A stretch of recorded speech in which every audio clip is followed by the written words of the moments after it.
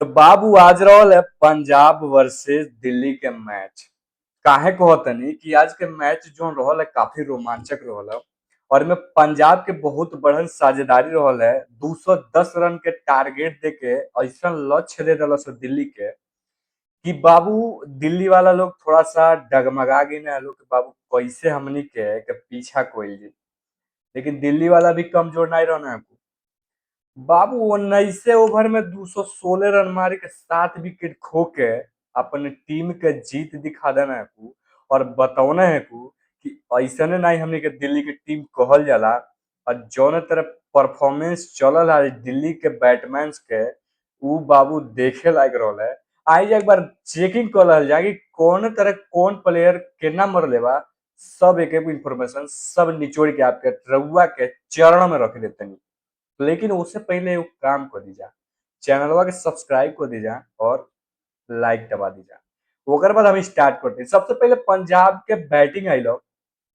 पंजाब के तो भाई पंजाबी तुसी ग्रेट शान वान सब लेके चलेला लोग।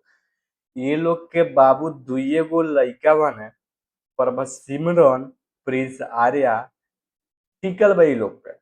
काहे हम कहतनी एहू के हम आगे बताए, लेकिन उससे पहले ये लोग के कारनामा देखी। 33 गेंद में 56 रन प्रिंस आर्या मरले बने। 6 गो छक्का 2 गो चौका अपन काम करके तमामी करके चली गई। बाकी टीम के ऊपर छोड़ के गए बाबू बचल कुचल तोहनी के कोर्रम पूरा कर दिया जा भइल वैसे है।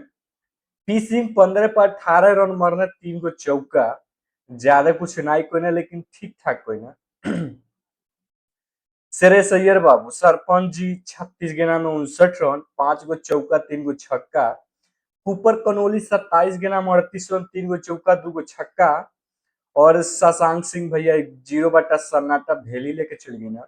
और यश शिंदे 8 ओवर में 8 गेंदा में 21 गो रन 2 गो छक्का 2 गो चौका। तो इतना रन खेलने के बाद 210 के टारगेट देने लोग 5 रन 5 विकेट खोके। ओकरे बाद जो बॉलिंग एरिया रहल है दिल्ली के वो के एक बार देख लो जा। मिचेल स्टार्क 4 ओवर में 57 रन पिटा के 2 विकेट लेना है। नबी 4 ओवर में 32 रन। लुंगी नगीडी 4 ओवर में 46 रन। मुकेश 4 ओवर में 31 रन 1 विकेट। एम तिवारी 4 ओवर में 40 रन 2 विकेट। मतलब पिटान में कोनो कमी नहीं बालर लोग के। अच्छा से धुनाइल वाला लोग कोनो कमी नहीं बा। चारों खाना चित्त विकेट भले ही निकले बना लो लेकिन धुआं जबरदस्त भइल बा लोग के। रहल बात दिल्ली के टीम तो बाबू KL Rahul Abhishek Porel Yes Prakash T स्टबस तक पारी एकदम लुल बा। कोनो मतलब नहीं लोग के। अक्षर पटेल बाबू कप्तान हुआ 30 गेंद में 50 रन 8 गो चौका 2 गो छक्का। डेविड मिलर 28 गेंद में 50 रन 3 गो चौका 4 गो छक्का। अभिषेक शर्मा इम्पैक्ट प्लेयर के तौर पर बने 10 गेंदा में 24 रन 2 गो छक्का 2 गो चौका। एम तिवारी 8 गेंद में 18 रन 2 गो चौका 1 गो छक्का। ए नबी 2 गेंदा में 10 रन 1 गो चौका 1 गो छक्का। बाप रे बाप ये नबी है कि कवि है वो। 500 की स्ट्राइक रेट से खेले बा। मतलब ये रोल है का लास्ट गेंद मारे करके जीतवलस हो। बाबू 10 रन 2 गेंद मरले भाई तो एकदम शिवम दुबे भइल बाबू। चलिए कोनो बात नहीं बार पिटान तो दिल्ली के बॉलर के भइल रहल है लेकिन पंजाबो के कुछ कम नहीं बन लो। वो लोग डाल डाल की पात पताई बन लो। अभिषेक हर्षदीप सिंह 4 ओवर में 21 रन 2 विकेट। यश ठाकुर 4 ओवर में 55 रन 2 विकेट। मार्को जैसन 4 ओवर में 45 रन 0 विकेट। बी विदुरियस 4 ओवर में 51 रन 1 विकेट। मार्क स्टोनिस 3 ओवर में 44 रन 1 विकेट।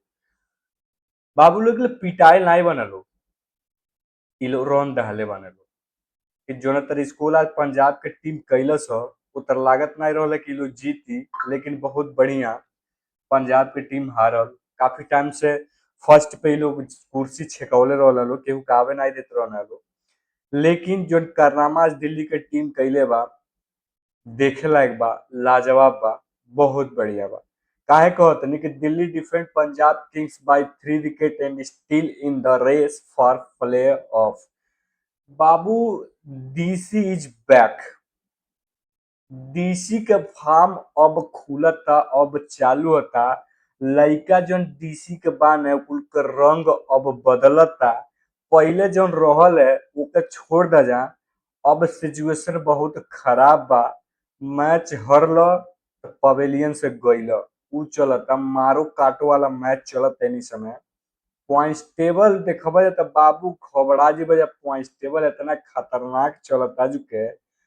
आरसीबी पहला पहुंच गईल, एसआरएच दूसरा पे बाटे, जीटी तीसरा पे, पंजाब चौथा पे, आरआर जहां चौथा बैठे रहल जाके छठवां पे, सीएसके भैया हम अपनी वीडियोवा में कहत रहनी ह कि सीएसके केने बा, नीचे ढूंढत रहनी है। आज सीधे हाफ पांचवा पे आके बैठल बा बाबू। सीएसके जैसन टीम सुधर गईल, मुंबई जैसन एकदम बिगड़ गईल, हदे न बा। छठवां पर आरआर हो गई, सातवां पे केकेआर, आठवां पे दिल्ली और मुंबई एलएसजी एलिमिनेट। मतलब खत्म, tata bye bye good night. ई दोनों जाने के हो गईल बा टाटा गुड नाइट।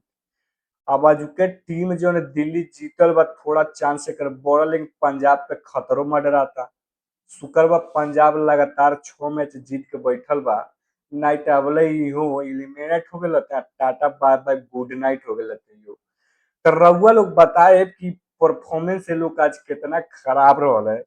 आज पॉइंट्स टेबल देखल जाए तो ऑप्शन रहल है पंजाब और दिल्ली में के जीती। तो सारा लोग आज टैप के ले रहल है पंजाब के, लेकिन जीतल है दिल्ली। इहे बात बा बाबू। पिछला मैच में जो मुंबई के रहल हार्दिक पांड्या वर्सेस मुंबई इंडियंस, बाबू ई हार्दिक पांड्या के साथ कुछ खराब प्रदर्शन होखे वाला बा। ओकरे रहले मैच नाई जीतल रहलो, आ ओकरे नाई रहते मैच जीत जाते रहलो। नीता अंबानी के बहुत बुरा हाल बा। तनी फोटोवा देखी जा, एकदम बुझाता कि बाबू झुझारू प्लेयर टिक गइल बना लो। और रहल बात लोग के जीत के दिल्ली के, तो बाबू सलाम बा लोग के कि ऐसन प्रदर्शन कइल लो। बाकी रउआ लोग के इन्फॉर्मेशन कैसन लागल कमेंट में जरूर बताएब। लाइक सब्सक्राइब जरूर ठोक देब, आ एक शेयर जरूर करब। ठीक बा। बाकी कल फिर सेम टाइम पे मिलल जी। Bye bye, good night, Tata.